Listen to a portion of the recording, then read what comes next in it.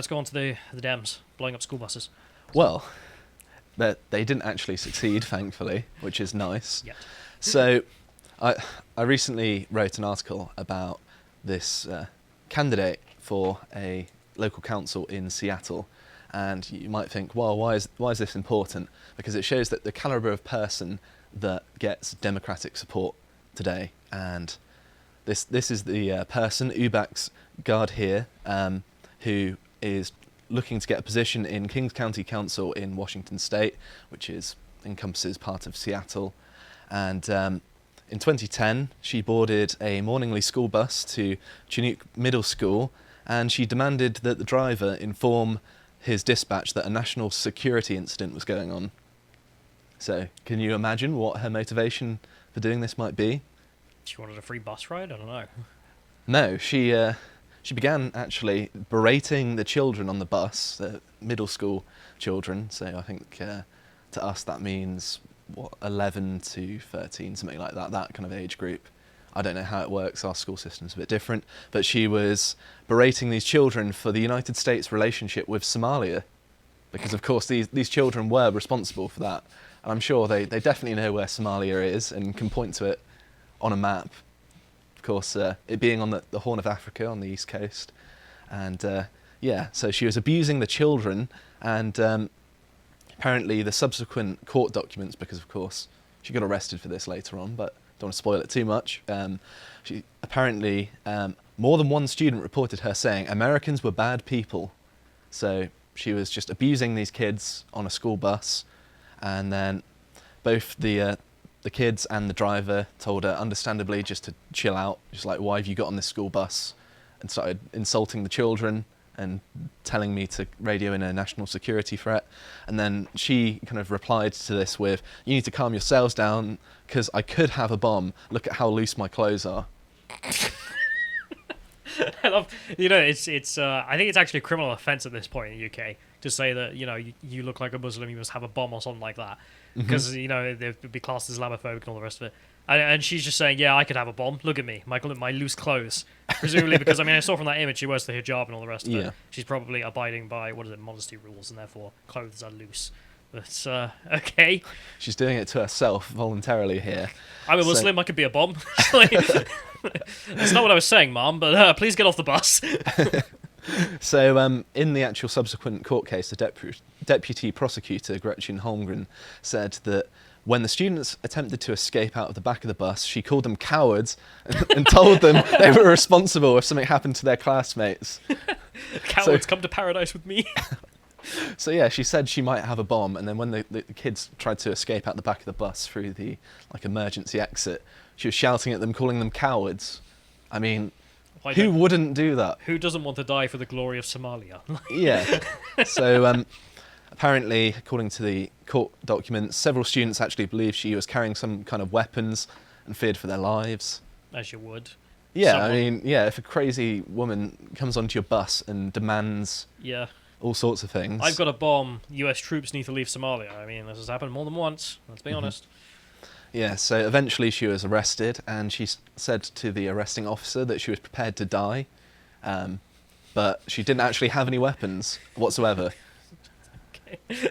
So, what does she want to die for? Like, she's not even screaming Allahu Akbar, for the caliphate or something, for Somalia. A country that doesn't even really exist at this point. From her perspective, all she really achieved there was she berated some children about America's relationship with Somalia. That's the only thing she could have really got out of it. But of course, they probably had no idea what she was on about. So, unfortunately, she only ended up with a misdemeanor, which is ridiculous.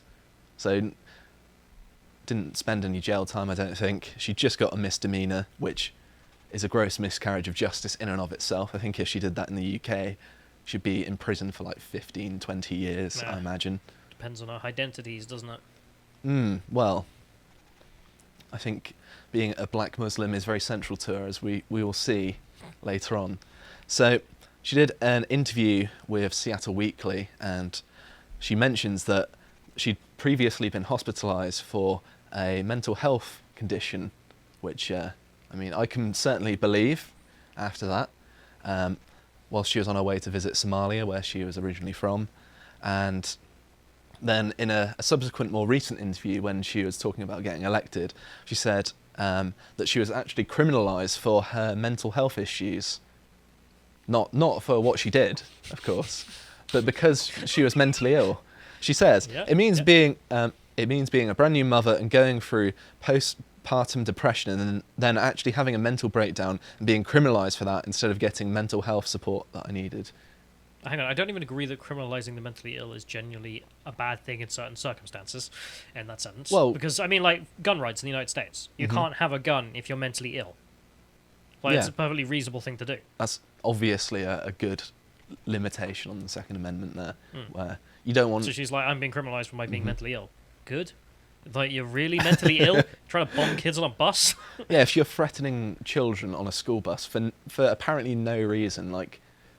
They tried to get at her motivation, and she didn't really... Well, they're American. Americans are in Somalia. Yeah, it's a school bus as well, of all things. It's terrible. But anyway, when she was actually talking about her motivation, she says, I'm thinking in my head, what can I say or do that will get you taken to jail instead of a mental institute? So that goes against what she said in the previous interview, where she's just like, I'm being criminalised for my mental health problems. And then in the actual court documents, where that quote was from, she says, I actually wanted to be arrested and sent to prison rather than being, sent to a mental institute, which is absurd. So she's obviously lying and fabricating the story to make herself seem more sympathetic. But what's more annoying is that she currently holds a position as the Equitable Development Division Director in the City of Seattle's Office of Planning and Community Development. And sorry, say that again. What was the job title? It's a really long job title. The Equitable Development Division Director in the City of Seattle's Office of Planning and Community Development. Did someone just make that up? Like, did she keep coming in and giving people letters about I want a job? Someone just made it up. Well, she's currently on a salary of $130,000 a year. God, she can't be that annoying. Like... Yeah, well, apparently she is, because she's on ridiculous money. And even worse is she actually describes her approach to this position as being a bureaucrativist. So she's obviously a bureaucrat, but she's not being was it 100 bipartisan. Over 100 grand. Over 100 grand to just of taxpayers' money, I presume, to waste time. Jesus. So this is something that's a bit of an aside, but it's just too ridiculous not to mention. So in this interview that we're looking at, She says, my oldest son is in the 9th grade and he has never had one teacher who looks like him. A lot of times in those 10 years he's been in school and he's the only black child in the class. So she's complaining that... I mean, we can black up the white ones if it'll make you feel better, but I'm not sure how everyone else will feel about it. Yeah, so she's complaining about... I mean, what do you want us to do? Like, the other kids in there are white. I've got to bring a shoe polish. Yeah, that's better. The world's got better from doing that, has it? As if that's also the important part, that she's not like, we want the best teachers. It's just like, the teachers that my son's had, they've not been black enough. They've all been white devils. Hate it. So, one of the main things here that is important is if it was just some crazy candidate who didn't stand a chance, then it wouldn't really be newsworthy. But... well, I mean, it is quite interesting. I mean, still endorsed by the Dems, but she's going to get the place. The endorsement is from the Democratic Senator Rebecca Saldana, who is the senator for Washington, or one of them. And she says that in the promotional material, as we can see here, I will follow UBAX anywhere, hopefully not onto a school bus. All the way to Somalia to teach those devils the problem. So she says, UVAX is talented, courageous, no-nonsense leader. No nonsense, that's true. I can believe it. We need to ensure our country centres on black health, wealth and economic opportunities. We will increase black health proportionally by bombing white kids. She has been integral in shaping policy to address equitable transportation investments, designing communities, so it's blah, blah, blah. She's just talking about how she's been reallocating money on racial lines, pretty much. But I love that. It's the endless bane of socialists. I mean, Thatcher did it greatly. She was like, this is the gap between the poor and the rich, right? Socialists will be happy when it's here. That's what they want to do. So if it's between, I don't know, like black kids and white kids, they have better transportation. She's like, if I bomb the buses, there we go. Everything's better now. So it gets funnier. It's like equitable transport distribution. How do you do it? I bomb the buses. Don't think that was. Don't think she's put that in a manifesto. Although, if she does come out with a manifesto, I might be a bit worried.